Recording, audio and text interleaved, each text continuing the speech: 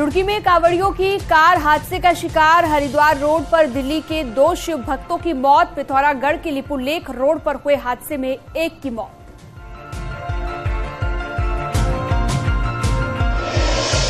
राज्यपाल पद से इस्तीफा देने के बाद देहरादून पहुंचे भगत सिंह कोश्यारी। बीजेपी कार्यकर्ताओं ने किया जोरदार स्वागत। एयरपोर्ट से लेकर घर तक हुई भगत दा की अगुवाई।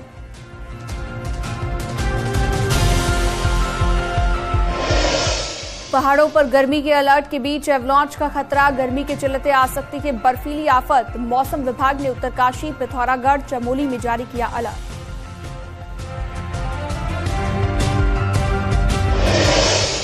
जोशीमठ में होटल मलारी और माउंट व्यू को तोड़ने का काम पूरा। अब होटल कॉमेट और स्नो क्रैश को भी तोड़ने की मांग। नए तरह से बनाई जा रही है रणनीति।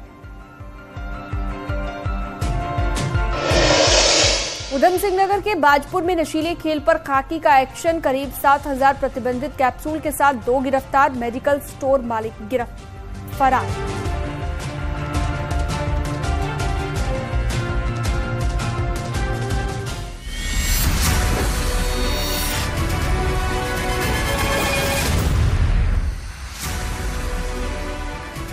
और चलिए तमाम खबरें विस्तार से बताते हैं। महाराष्ट्र के राज्यपाल के पद से इस्तीफा देने के बाद भगत सिंह कोश्यारी पहुंच गए हैं देहरादून और देहरादून के जॉलीग्रांट एयरपोर्ट पर उनका जोरदार स्वागत किया गया है। बीजेपी के अध्यक्ष महेंद्र भट्ट उनके स्वागत के लिए एयरपोर्ट पर मौजूद थे और कई नेताओं और कार्यकर्ताओं के साथ उनका स्वागत किया।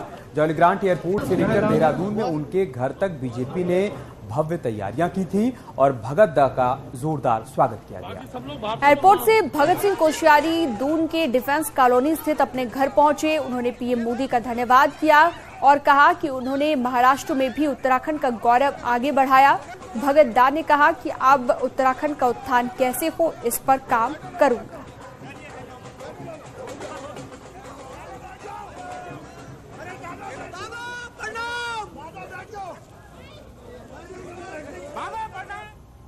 कोशिश की कि वहाँ उत्तराखंड का गौरव आप मानते थे, उसी अनुकूल काम हो। और वहाँ की जनता में मैंने जितने कार्यक्रम किए हैं उतने मुझे लगता है कि 30 साल में नहीं होंगे।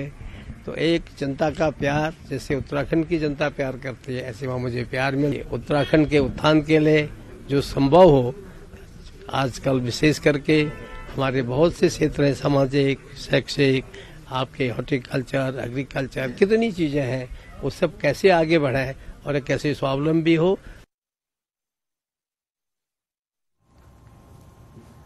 और अब खबर उड़ती से, जहां पर एक हादसे में 2 कांवड़ियों की मौत हो गई। सिविल लाइंस कोतवाली इलाके में हरिद्वार दिल्ली हाईवे पर यह हादसा हुआ।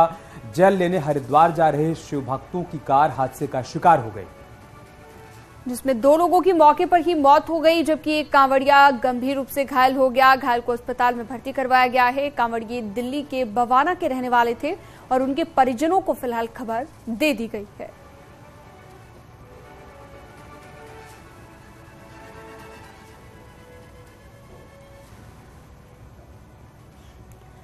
वहीं पिथौरागढ़ में आज हुए सड़क हादसे में एक शख्स की मौत हो गई है, जबकि 3 लोग घायल हो गए। पिथौरागढ़ लिपुलेख रोड पर यह हादसा हुआ है। यहां मांगती के पास जीप खाई में गिर गई। हादसे की खबर मिलने के बाद रेस्क्यू ऑपरेशन चलाया गया। घायलों को निकालकर धारचूला के अस्पताल ले जाया गया। तीनों घायलों का धारचूला में इलाज जारी है, जबकि एक शख्स की जान चली गई।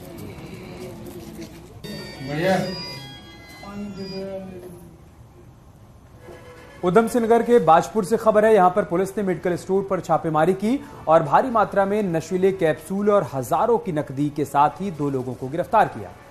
दोनों ही आरोपियों को जेल भेज दिया गया है। पुलिस को खबर मिली थी कि तारा मेडिकल स्टोर पर नशीले कैप्सूल बेचे जा रहे हैं, जिसके बाद छापा मारा गया और पुलिस ने 6,844 प्रतिबंधित कैप्सूल बरामद कर लिए हैं।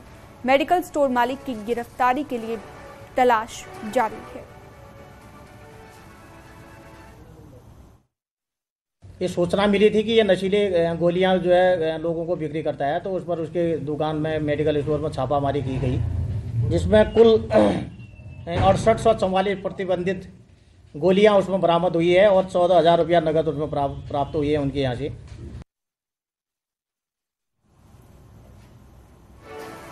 कोटद्वार से बड़ी खबर है। यहां पर ग्रोथ सेंटर की केएमसी कंपनी में धमाका हुआ है। फैक्ट्री के अंदर स्प्रेयर फटने से ये ब्लास्ट हुआ और मोल्डिंग के दौरान दरअसल ये धमाका हुआ।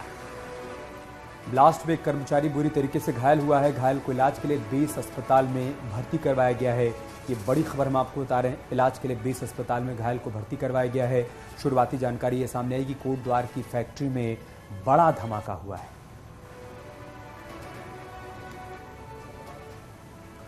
अंकिता भंडारी हत्याकांड के आरोपियों की जमानत याचिका पर अपर जिला जज की अदालत में सोमवार यानी 20 फरवरी को सुनवाई होगी।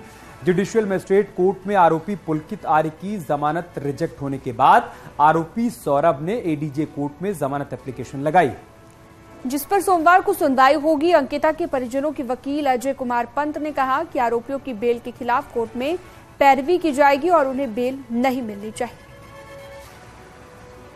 हम सारे तथ्यों को रखेंगे और उस बेल का विरोध करेंगे और बहुत हीनियस क्राइम है। उसकी जो अब तक जो उनके 164 के बयान हुए हैं। उत्तराखंड में बिना रिकॉर्ड्स के चल रहे मदरसे चिंता की वजह बनते जा रहे हैं। सूत्रों के मुताबिक ऐसे मदरसे खासकर यूपी बॉर्डर से सटे इलाकों में ऑपरेट किए जा रहे हैं। और कैसे इनके बारे में जानकारी इकट्ठा की जा रही है और कैसे चिंता का सबब बनते जा रहे हैं, इनको लेकर क्या एक्शन प्लान है, आप इस रिपोर्ट में देखिए।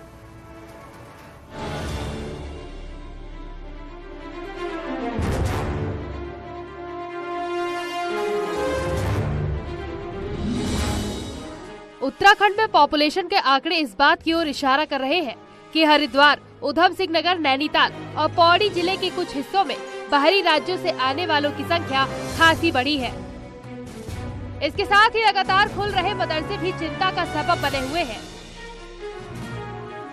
वक्फ बोर्ड ने मदरसों का रिकॉर्ड खंगाला तो 100 से ज्यादा मदरसे ऐसे निकले जिनको सरकारी फंड मिल रहे हैं, लेकिन सैकड़ों मदरसे बिना सरकारी मदद के खासकर यूपी से सटे बॉर्डर इलाकों में चल रहे हैं।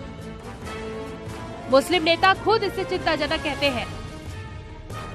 नहीं, चिंता का विषय है कि अगर हमारे पास ये आंकड़ा नहीं है कि एग्जैक्ट मदरसे कितने हैं, क्योंकि बहुत सारे मदरसे खुलते हैं, बंद हो जाते हैं, तो इसीलिए पुलिस के माध्यम से, थानों के माध्यम से हम लोगों ने भी ये चाहा है। माननीय मुख्यमंत्री जी भी ये बोल रहे थे कि सबकी काउंटिंग आनी चाहिए कि कितनी संख्या एग्जैक्ट कितनी है। ये बात तो रजिस्टर हो कि भाई कि इनका मौजूद कितना है, समझे।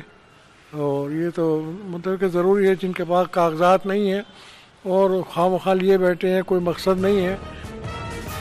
मैदानी हिस्सों के अलावा पहाड़ के कुछ पॉकेट्स में भी डेमोग्राफिक चेंज दिख रहा है। इस ओर सरकारी खुफिया तंत्र भी इशारा कर चुका है और अब ये सिलसिला बढ़ता जा रहा है। न्यूज़ 18 के लिए देहरादून से भारती सकलानी की रिपोर्ट।